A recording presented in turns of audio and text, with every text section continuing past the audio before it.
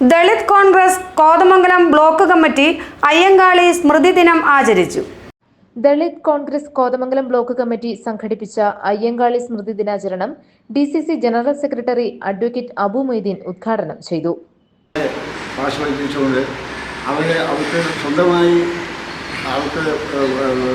വസ്ത്രം ധരിക്കാനോ അല്ലെങ്കിൽ മുന്നോട്ട് പോകാനോ കഴിയാതെ കല്ലുമാല പൊട്ടിച്ചെന്നുകൊണ്ട് ആ സ്ത്രീക്ക് വേണ്ടി നടത്തിയ സമരം, വില്ലുവല്ലി സമരം, മഹാരാജാവിന് മാത്രം വില്ലുവല്ലി ഉള്ളപ്പോൾ തിരുവനന്തപുരത്ത് ആ വില്ലുവല്ലി ഇറക്കിക്കൊണ്ട് രാജവാഴ്ചയ്ക്കെതിരെ ശക്തമായ സമരം നടത്തിയ അയ്യങ്കാളിയുടെ സമരങ്ങൾ.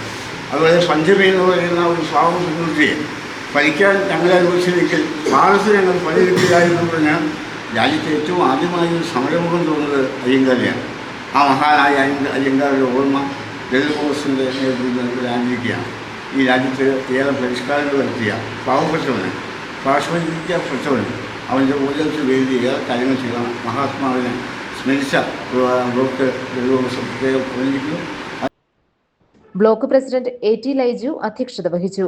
ഷമീർ പനക്കൽ, എബി എബ്രഹാം, ഭാനുമതി രാജു, എൽദോസ് കീച്ചേരി, സത്താർ വട്ടക്കുടി, ചന്ദ്രലേഖ ശശിധരൻ, അനൂപ് കാസിം, ബേസിൽ തണ്ണിക്കോട്ട്, ജെയിംസ് കോറമ്പേൽ, ബിനോയ് പുളിനാട്ട്, സലീം മംഗലപ്പാറ, ജോണി മാറാച്ചേരി, വിജയൻ നായർ, CK ജോർജ് എന്നിവർ പ്രസംഗിച്ചു.